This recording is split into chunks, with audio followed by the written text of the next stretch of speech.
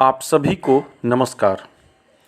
मैं दीपक कुमार जायसवाल, प्रवक्ता TCTVH Lucknow, DED SEVI पाठ्यक्रम के चतुर्थ सेमेस्टर प्रयोगात्मक प्रश्न पत्र विस्तारित कोर पाठ्यक्रम अंतर्गत पाठ योजना निर्माण की श्रृंखला के द्वितीय भाग में प्रथम कौशल प्रशिक्षण अंतर्गत दैनिक दिनचर्या तथा सामाजिक कौशलों के प्रशिक्षण पर चर्चा करते हुए उदाहरण स्वरूप दैनिक दिनचर्या कौशल के अंतर्गत टूथब्रश से दांत साफ करने के कौशल पर पाठ योजना निर्माण पर प्रकाश डाला था।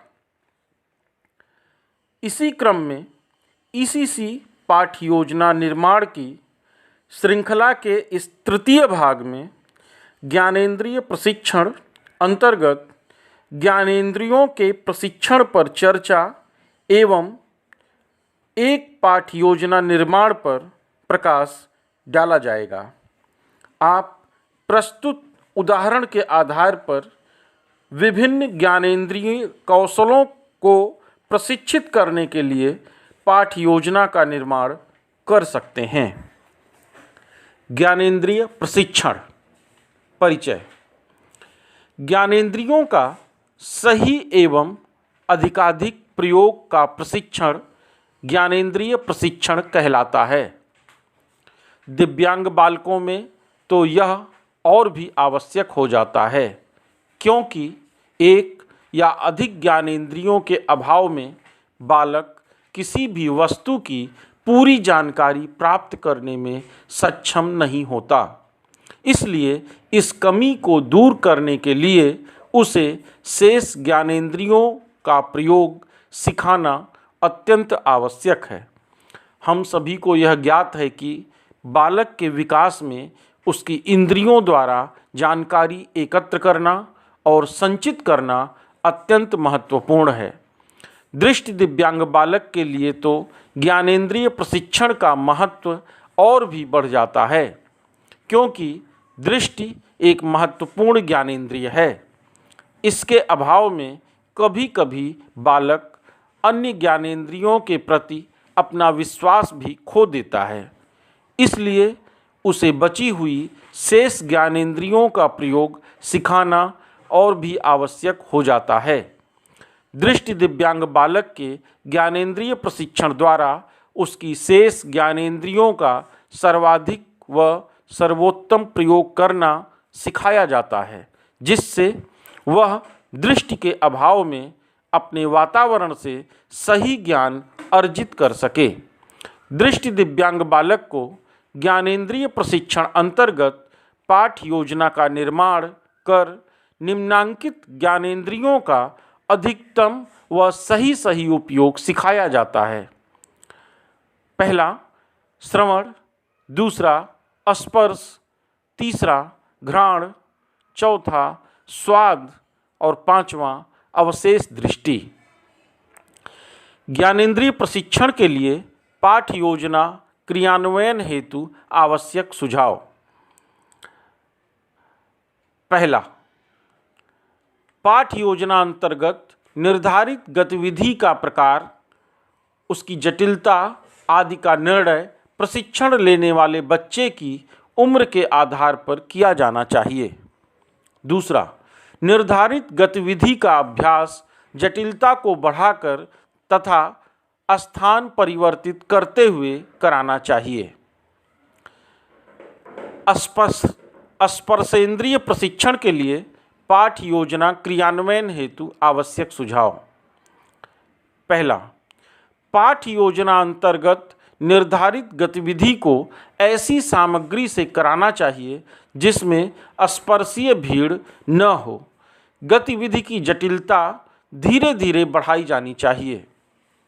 दूसरा, निर्धारित उद्देश्य की प्राप्ति होने तक बालक का अभ्यास उसकी स्थिति को दृष्टिगत रखकर कराना चाहिए।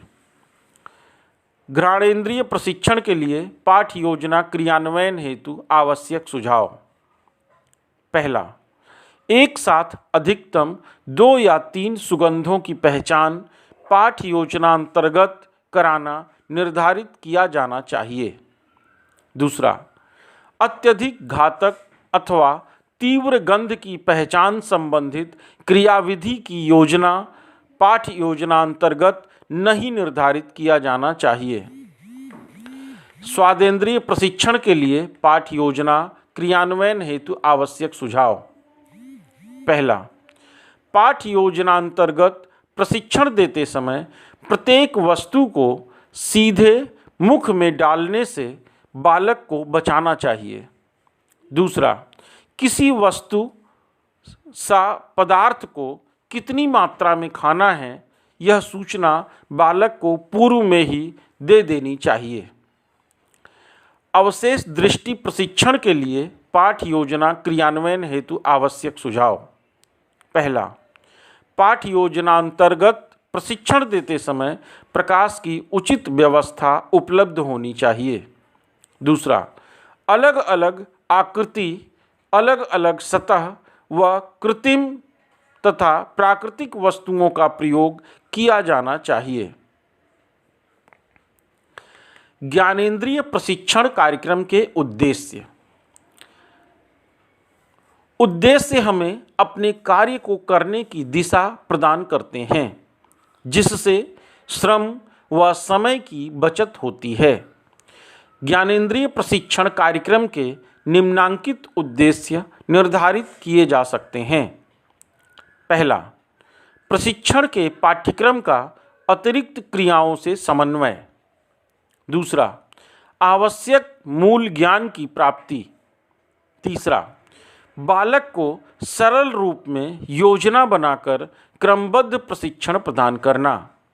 चौथा, प्रशिक्षण सामग्री का सृजन एवं संग्रह।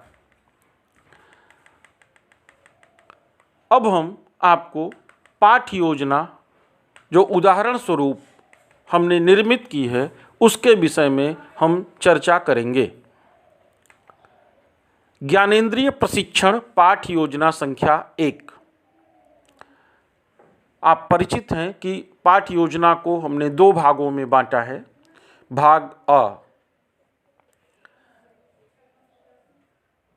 भाग अ के पृष्ठ के ऊपरी सतह पर बाईं तरफ प्रशिक्षक का नाम, विद्यालय का नाम, आयु, प्रशिक्षण या शिक्षण की तिथि, संप्रेषण का माध्यम जिसे सुनकर व स्पर्श के द्वारा अंकित किया जाएगा, और विषय अंकित करेंगे।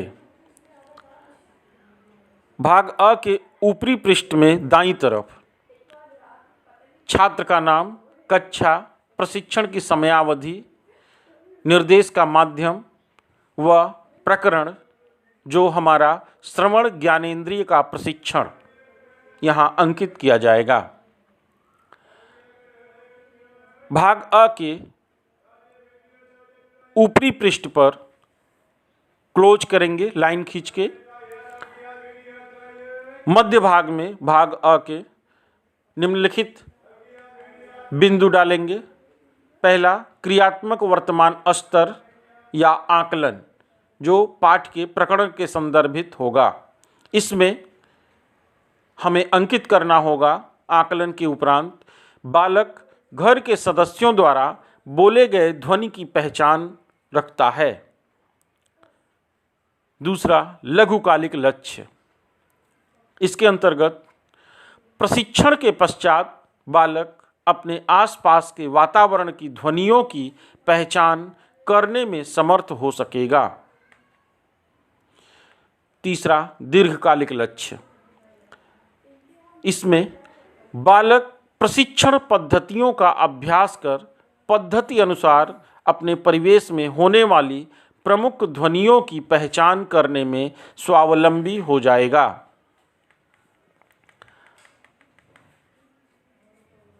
अगला टॉपिक, शिक्षण या प्रशिक्षण पद्धति।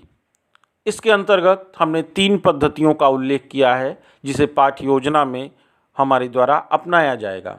पहला, अनुस्थिति ज्ञान। दूसरा, मौखिक निर्देशन। तीसरा शारीरिक सहायता। अगला टॉपिक भाग अ का ही शिक्षण सहायक सामग्री। इसमें हम अंकित करेंगे वातावरण में उपलब्ध प्रमुख पशु पक्षियों एवं विभिन्न वाहनों की ध्वनियों का उपकरणों के माध्यम से संकलन। और भाग अ के पृष्ठ में सबसे नीचे की तरफ बाईं तरफ प्रशिक्षक के हस्ताक्षर, मध्य में दिनांक और दाईं तरफ निरीक्षक के हस्ताक्षर। यहाँ भाग अ पूर्ण हुआ। भाग ब, इसमें भाग ब के पृष्ठ ऊपर की तरफ प्रश्न या प्रशिक्षक की वार्ता। इसमें 2 कॉलम बनाएंगे। पहला कॉलम का शीर्षक होगा प्रशिक्षक द्वारा छात्र से वार्ता हेतु पूछा जाने वाला प्रश्न। दूसरे कॉलम का शीर्षक होगा छात्र द्वारा दिया जाने वाला प्रत्युत्तर। पहले कॉलम में प्रश्न 1, घर के लोगों की पहचान बिना देखे हम कैसे करते हैं। दूसरा, छात्र द्वारा दिया जाने वाले प्रत्युत्तर में हम अंकित करेंगे लोगों की आवाज़ों को सुनकर।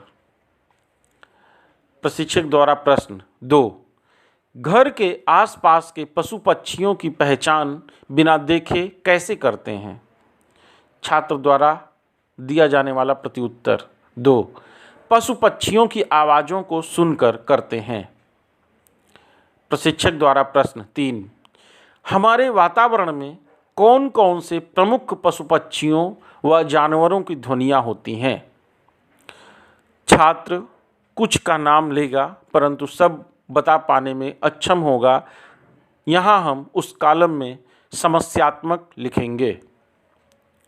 इसके पश्चात प्रशिक्षक द्वारा उद्देश्य कथन प्रस्तुत किया जाएगा, जिसमें वह घोषित करेगा आज हम आपको श्रवण इंद्रिय का उपयोग करते हुए वातावरण में उपलब्ध प्रमुख पशु पक्षियों, जानवरों व अन्य ध्वनियों की पहचान करना सिखाएंगे।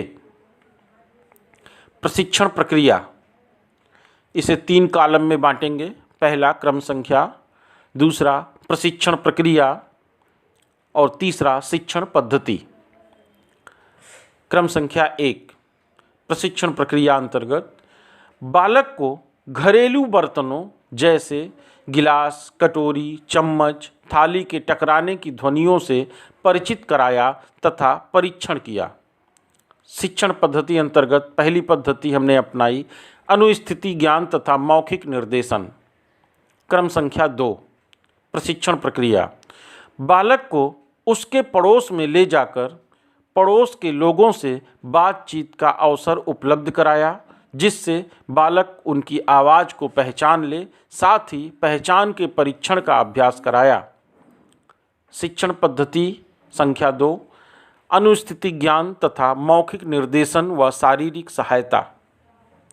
क्रम संख्या 3, प्रशिक्षण प्रक्रिया, मोबाइल फ़ोन की सहायता से घरेलू जानवरों जैसे कुत्ता, बिल्ली आदि जानवरों की आवाज़ों से परिचित कराया। शिक्षण पद्धति संख्या 3, श्रवण इंद्रिय प्रशिक्षण। क्रम संख्या 4, प्रशिक्षण प्रक्रिया, मोबाइल फ़ोन की सहायता से विभिन्न पक्षियों जैसे कौवा, कोयल, मुर्गा, कबूतर की आवाज़ों से परिचित कराया। पद्धति श्रवण इंद्रिय प्रशिक्षण। क्रम संख्या 5, पालतू जानवरों गाय, बकरी, भैंस की आवाज़ों से बालक को मोबाइल फ़ोन के माध्यम से परिचित कराया। अपनाई गई पद्धति श्रवण इंद्रिय प्रशिक्षण।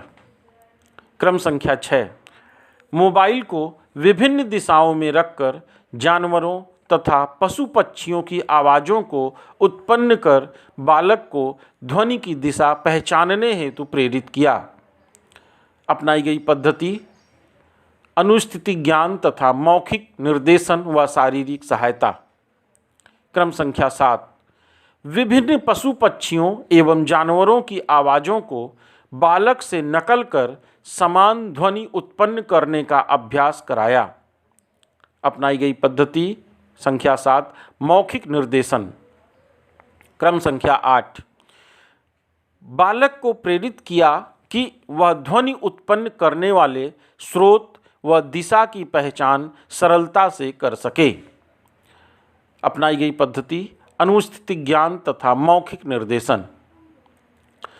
कुछ अभ्यासों के पश्चात ये हम मूल्यांकन का बिंदु डालेंगे।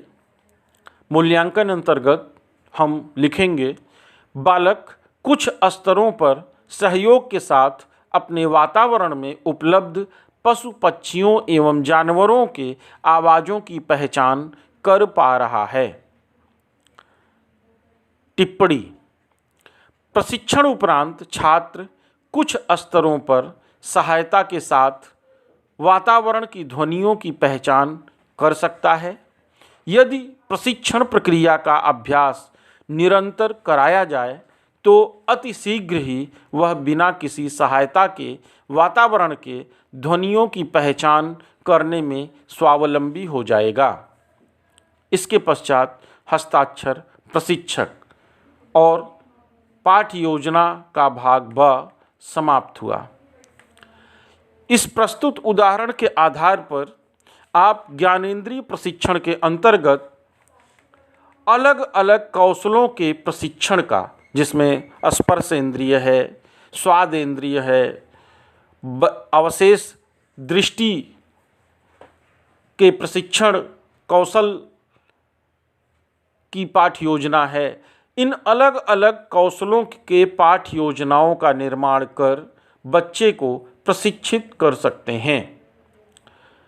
यदि इस संबंध में कोई समस्या है, कोई प्रश्न है, तो आप दिए गए लिंक पर संपर्क कर उसे अवश्य दें। यदि कोई सुझाव भी देना है तो उसका भी स्वागत है। आप कृपया कमेंट करें। धन्यवाद।